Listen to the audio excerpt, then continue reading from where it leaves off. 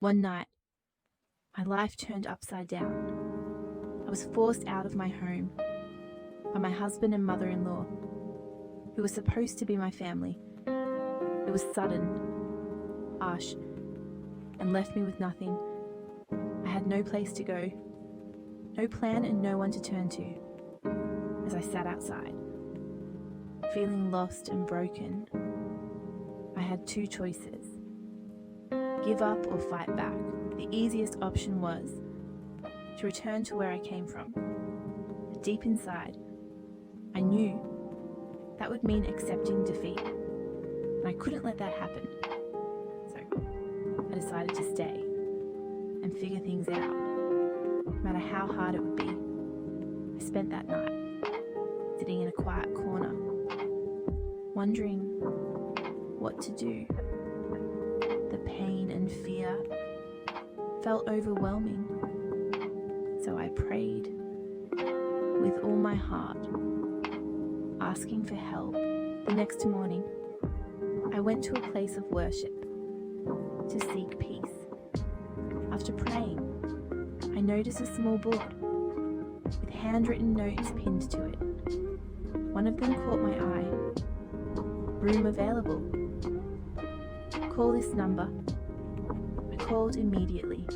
On the other end of the line was a woman who had recently lost her mother and was looking for someone to stay with her. She was kind but grieving, and we connected instantly. She invited me over to see the room, and we both realized we needed each other. That moment changed my life. I had a safe place to stay, and for the first time in a while, I felt a little hope. But I wasn't out of the storm yet. I had no money, no job, and no idea where to start. To make things worse, the world was shutting down because of a crisis, and finding work seemed impossible. I remembered the hurtful words of someone who told me I'd fail, that I'd end up begging within months. Those words kept me going. I was determined to prove them wrong. I started searching everywhere for work and finally found a temporary job, helping people schedule appointments. It wasn't a dream job, but it was a start. The pay was better than I expected, and I threw myself into the work, taking every extra shift I could.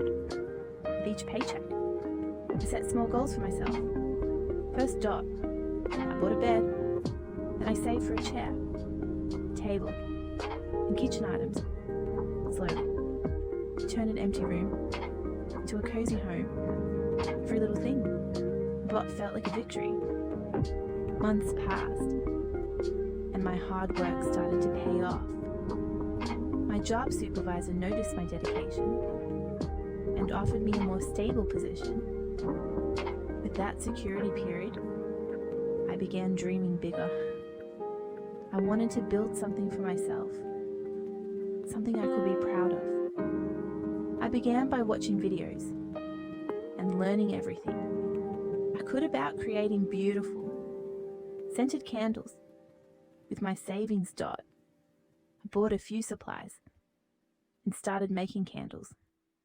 At home in my spare time, I sold my first few candles online and was amazed.